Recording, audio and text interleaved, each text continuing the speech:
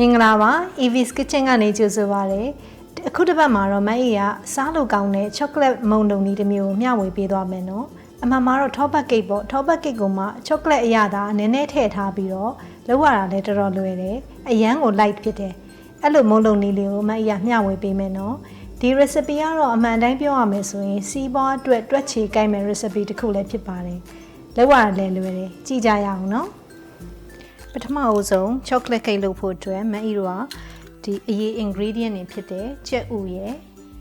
ရေရယ်ကိုအရင်ဆုံးဘိုးတဲ့ကိုပြောင်းထည့်ပေးမယ်နော်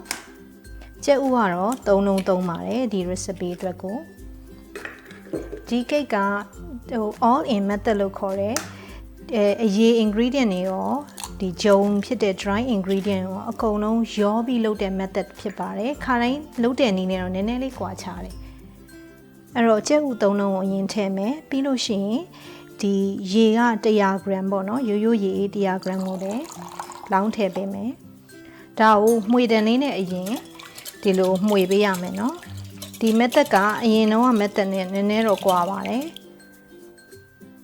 ပြီးလို့ရှိရင်ဘာကိုလောင်းထည့်မလဲဆိုတော့တကြားပေါ့နော်ဒါကတကြား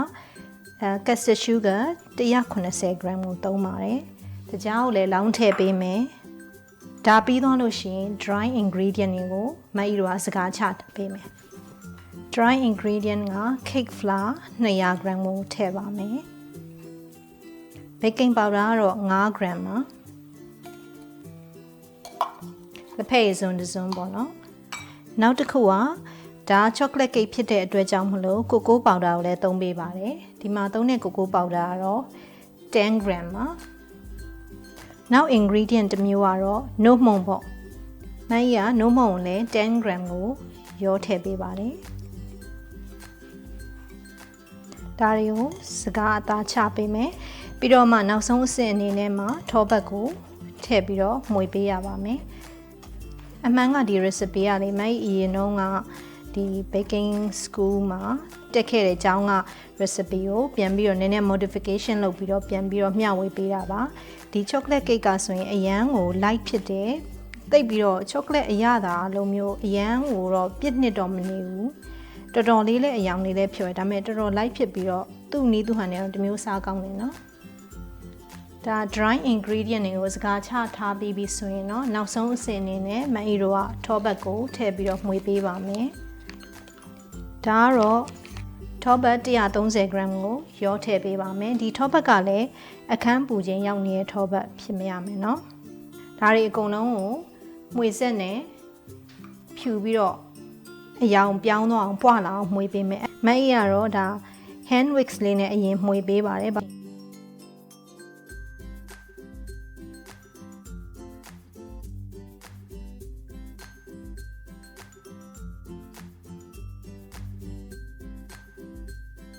မုံနှစ်ဒီလိုအနေထားတော့ဖြစ်ရင်เนาะ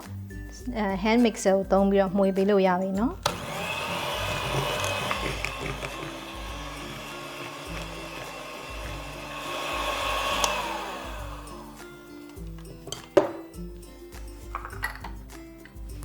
မှွေနေတော့မှဘေးကိုဒီလိုမကြာခဏတက်ချပေးဖို့လည်းအရေးကြီးပါတယ်ဒါမှထောပတ်တွေဘေးမှာမကတ်နေပဲနဲ့ပို့ပြီးတော့နှံ့သွားအောင်လို့ပါမအေးကတော့2ခါလောက်ဒီလိုလေးဘေးကိုမှွေပေးပါတယ်ဘေးကိုတက်ချပေးပါတယ်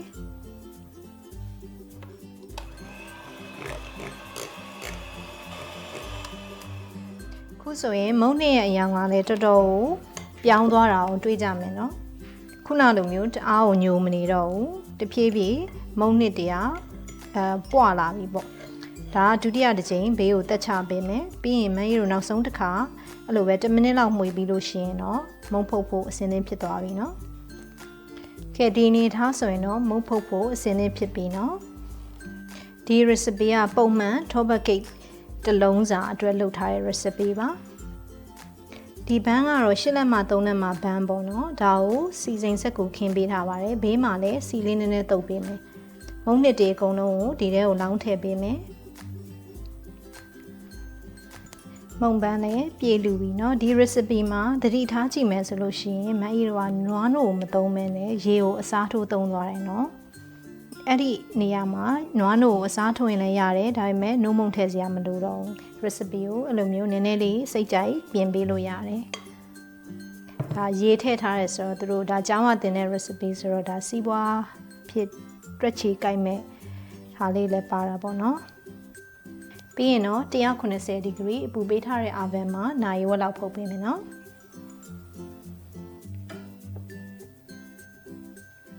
ဒါဆိုရင်တော့မိနစ်50လောက်ကြာတဲ့အခါမှာမုံဝါချက်သွားပြီနော်ဒါကိုခဏအေးခံမယ်ပြီးတော့မှဘန်းနဲ့ထုတ်ပေးမယ်နောက်တစ်ခုကမုံချက်မချက်ကိုဒီခလဲကိုစူးတန်လေးနဲ့ထိုးပြီးတော့စမ်းနိုင်တယ်လို့နောက်တစ်ချက်ကဘာကိုမြင်ရလဲဆိုလို့ရှိရင်ဒီလိုဘေးလေးတွေမှာဆိုလို့ရှိရင်သူကတေချာမြင်ရလာတော့မသိဘူးဒီဘေးလေးတွေမှာဆိုလို့ရှိရင်စပြီးတော့ကွာစားပြူနေပြီမကတ်တော့ဘူးဒါဆိုရင်လည်းဒါမုံချက်တဲ့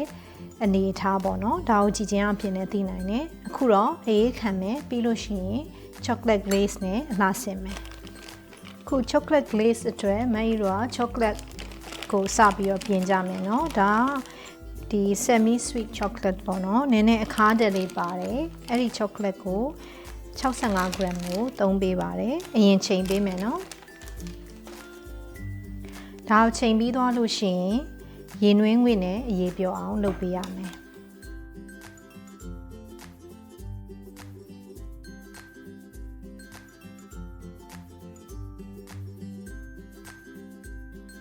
ခုဆိုရင်အောက်ကရေနွေးရဲ့အပူရှိန်ကြောင့်ဒီ chocolate တွေကတဖြည်းဖြည်း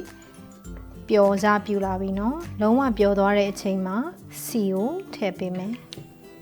ခုဆိုရင် chocolate တွေလည်းလုံးဝပျော်သွားပြီเนาะအဲ့ဒီအချိန်မှာမအီတို့ကစီကိုစပွဲစွန်းတစ်စွန်းလောက်ကိုမှန်းပြီးတော့ထည့်ပေးမယ်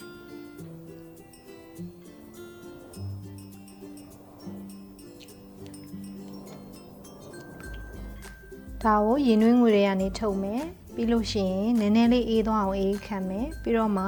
အေးသွားတဲ့ chocolate cake ပေါ်မှာလောင်းထည့်ပေးပြီးရင်ရပြီအခုမုန့်လည်းအေးသွားပြီ chocolate လည်းရပြီဆိုတော့အလှဆင်ဖို့ပဲကျန်တော့ရယ်နော်ဒီလိုလေးတွေအလှဆင်ပေးမယ်ဒါကတော့ chocolate ရေကိုအပေါ်ကဒီတိုင်းလောင်းလိုက်တဲ့သဘောပါပဲအတိအကျဒီလိုဖြစ်စရာမလိုဘူးနော်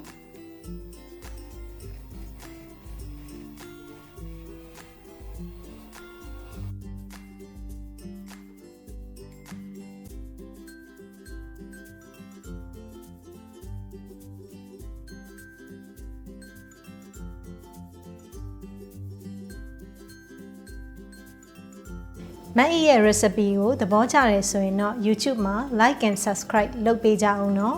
ပြီးလို့ရှိရင်အသစ်ထွက်တိုင်း notification ရအောင်ခေါင်းလောင်းလေးကိုနှိပ်ထားဖို့လည်းမမေ့ကြနဲ့ဦးเนาะမေးစရာရှိတဲ့မေးခွန်းလေးတွေကိုတော့မအီကို message ပို့ပြီးမေးနိုင်ပါတယ်အလင်းတဲ့လို့ဖြေသွားပေးပါမယ်အားလုံးပဲသဘောကျမယ်လို့ထင်ပါတယ်